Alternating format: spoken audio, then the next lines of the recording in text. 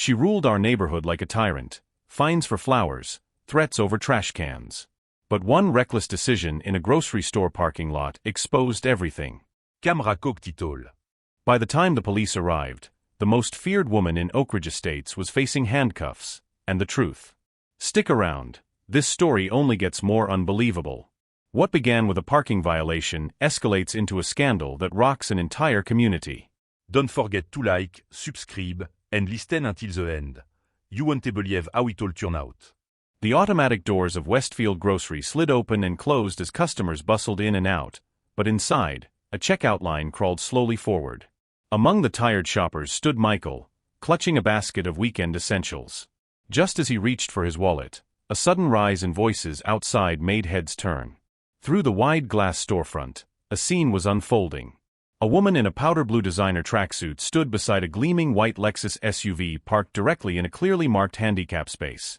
No placard, no permit, just audacity. Even from inside, her voice pierced the hum of the store.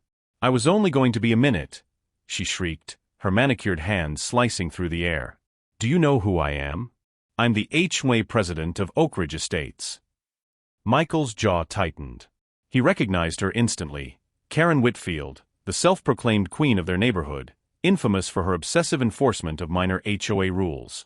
Just last month, she'd sent him multiple violation letters because his trash can had remained visible for a few extra hours after collection.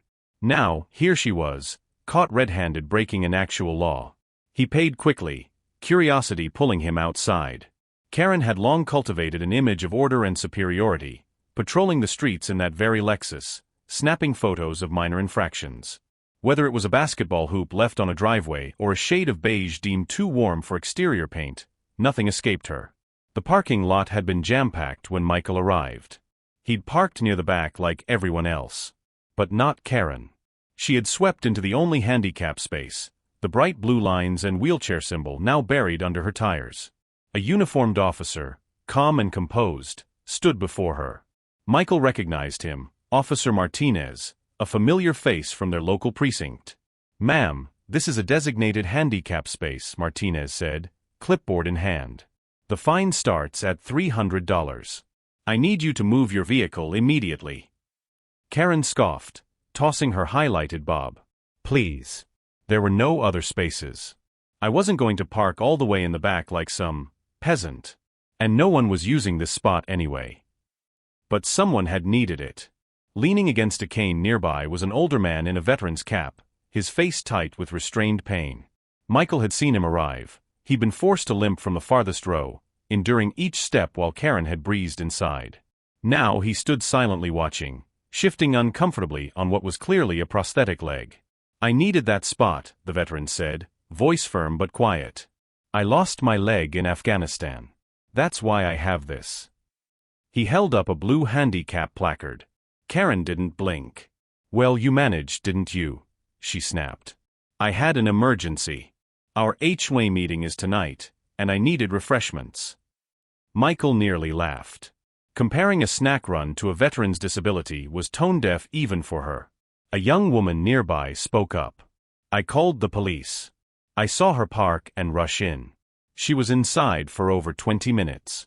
No placard." "I checked." Karen's face turned crimson. "You were spying on me? That's harassment." ILL report you. But her tone changed when she turned back to Martinez. Sickly sweet now. "Officer, surely this is a waste of time. I'm a respected community leader. I just need to get home to prepare." Martinez didn't waver. Blocking a handicap space without authorization is a violation of state law. "I need your license and registration." Karen's smile vanished. Karen's expression shifted from defiant to calculating. Her eyes narrowed as she scanned Officer Martinez's uniform, trying to read his badge. "I'd like to speak to your supervisor," she said, her voice cool and clipped. "I'm personal friends with Chief Wilson." "I doubt he'd approve of how you're treating me. What's your badge number?" She whipped out her phone and began recording, holding the camera close to the officer's face. "I'm documenting this harassment for my attorney. You're targeting me because I'm a successful woman who drives a nice car. This is discrimination." Michael could hardly believe what he was witnessing. Her arrogance was staggering, but it was also unraveling in real time. The veteran stood motionless nearby, his gaze fixed and quiet, as if used to people like her trying to talk over pain they couldn't comprehend. "This isn't about your success or your car," the veteran finally said, his voice steady. "It's about respecting spaces meant for people with real need. That spot isn't a luxury. It's a necessity." Karen turned toward him, her face contorted with disdain. "Oh please. Don't play the victim. Do you have any idea how much I do for this community? How many hours I spend maintaining property values, resolving disputes, making decisions that benefit people like you?" The crowd around them audibly reacted. Several people gasped. A woman muttered "unbelievable" under her breath. One man crossed his arms and shook his head. The air was electric, filled with judgment and something else, satisfaction. Karen's carefully crafted image was crumbling, and she didn't even see it. Officer Martinez's jaw tensed. "Ma'am, this is your final warning." "I need your license and registration. Now. Or this will escalate." Karen clutched her purse like a shield and took a deliberate step back. "I don't have to show you anything," she snapped. "You know my rights. I'm leaving." She turned toward the car, keys in hand, but Martinez stepped forward, his voice sharp and authoritative. "Ma'am, if you attempt to enter that vehicle without complying, I will place you under arrest for obstruction." Karen froze. Then she let out a bitter laugh. "Arrest? For parking? "You can't be serious." I was only going to be a minute. This is absurd." But as she tried to push past him toward the driver's side door, Officer Martinez moved with practiced precision. He gently but firmly took hold of her arm. "Ma'am," he said, his tone unwavering, "please put your hands behind your back. You're under arrest for obstruction of justice and illegally parking in a handicap zone." For a moment, the parking lot stood still. Karen's mouth fell open in disbelief. The crowd collectively inhaled as if no one had ever imagined this day would come. Her posture stiffened, and her cheeks flushed as Martinez recited her rights. "You can't do this," she screamed, twisting slightly in protest. "Do you know who I am? I'll have your badge for this." "This is police brutality." Her words echoed off the parked cars, but no one stepped in to defend her. If anything, the phones filming her held a sense of quiet satisfaction. For years, Karen had made herself a fixture of local control. Today, she was just another lawbreaker in cuffs. Martinez remained calm. He finished securing the handcuffs and began guiding her toward the patrol car. "Please," she suddenly whimpered. Her tone was no longer commanding, just scared. "This is all a misunderstanding." "I'm the president of the Oakridge Estates HOA. We have an important vote tonight. I can't be arrested. Not now." From the sidelines, Michael spoke clearly.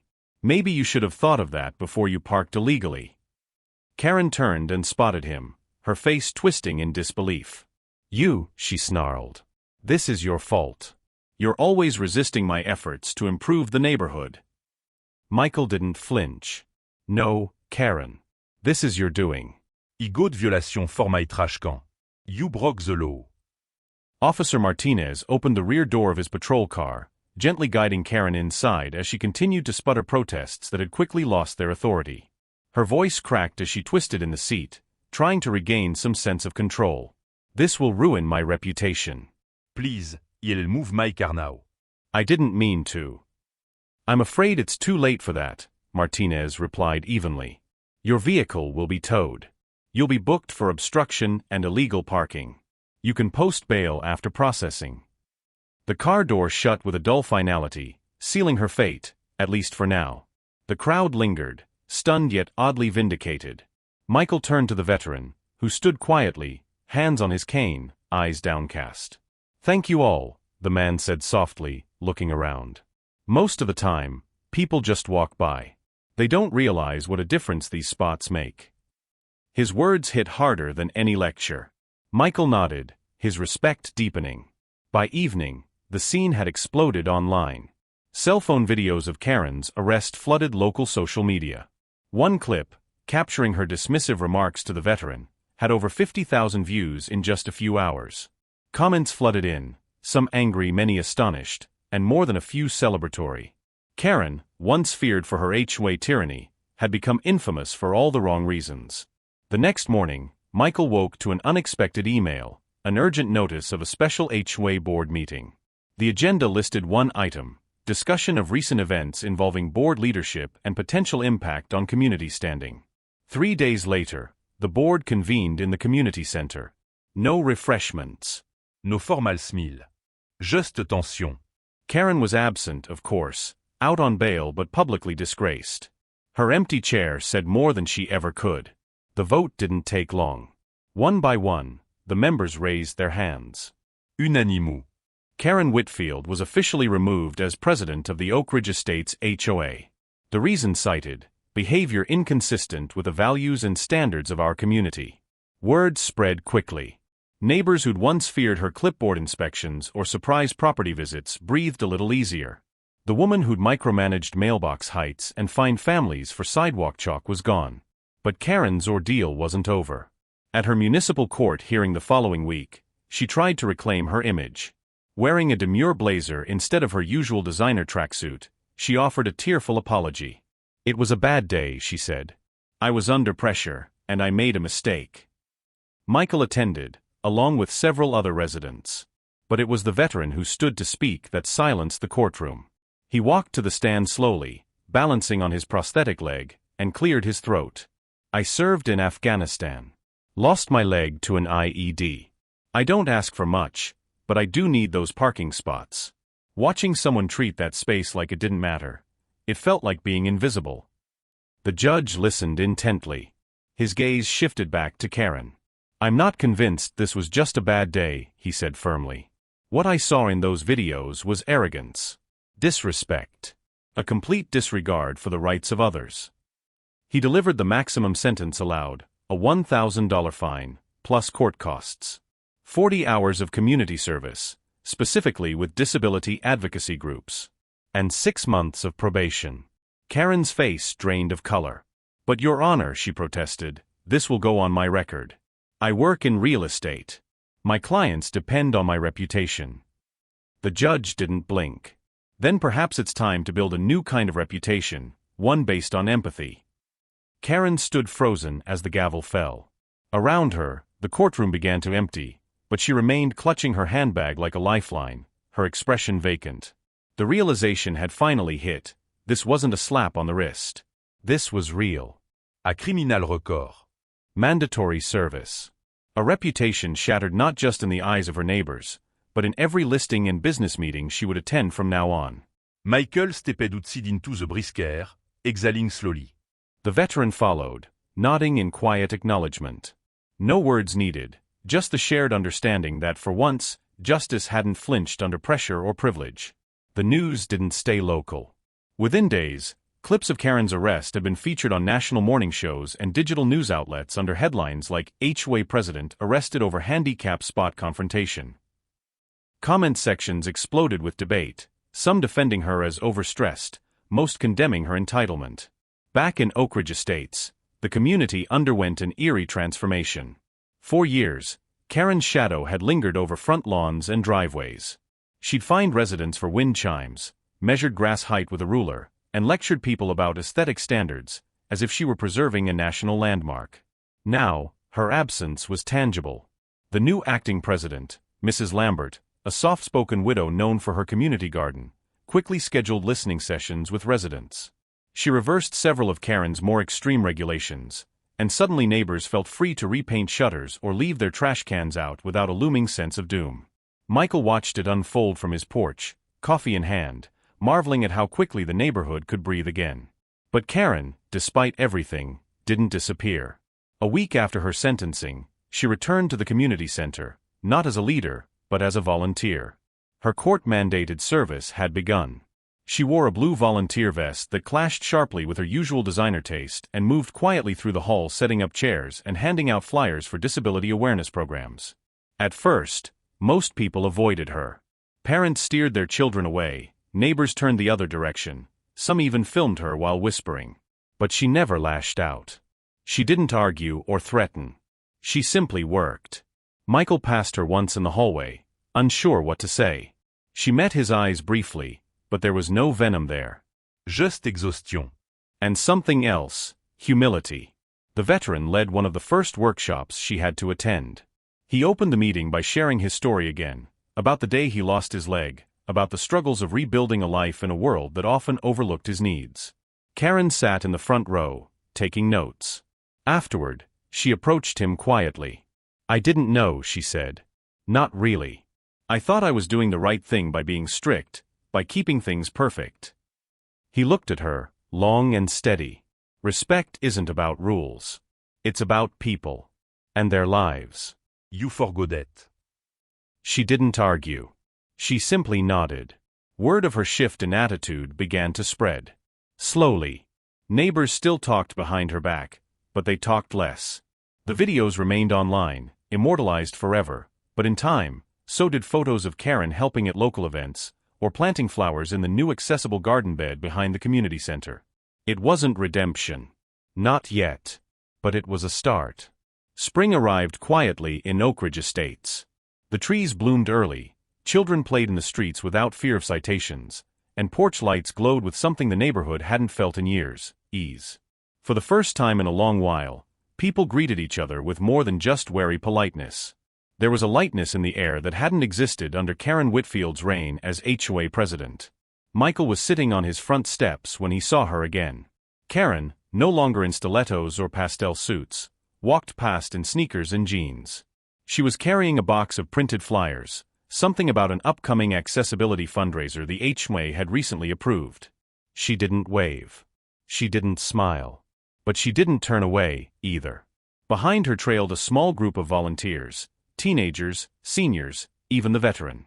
They seemed at ease around her now, her presence no longer brimming with judgment. Just a kind of subdued, persistent determination.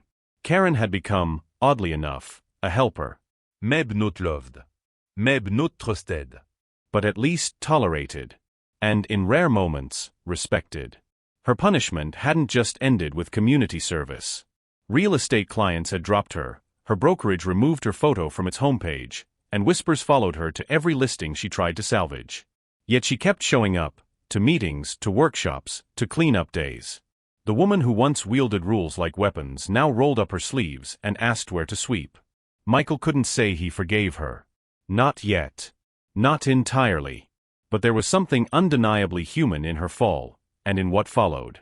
She was paying a debt, yes. But she was also learning. And the neighborhood had changed, too. Residents who once suffered in silence found their voices. They organized, collaborated, voted on fairer policies. Mrs. Lambert, the new president, made transparency a rule rather than a slogan. They even created a rotating committee to help elderly residents manage home maintenance tasks without penalty. One afternoon, during a community potluck near the same store where everything had unfolded, Michael overheard a newcomer asking about the infamous video. Was she really that bad? The veteran, seated nearby, answered without bitterness. She forgot what power is for. But she's remembering now. As the sun dipped below the rooftops, Karen quietly stacked folding chairs at the edge of the park. She didn't command. She didn't pose for attention. She simply worked until the last one was put away. It wasn't a clean redemption story. There were still neighbors who wouldn't speak to her, still moments when she flinched at every camera phone lifted in her direction. But the woman who once thought a title made her untouchable now understood what truly mattered: dignity, humility, and the trust of those she'd once dismissed. Karen Whitfield's fall had been public, painful, and unforgettable.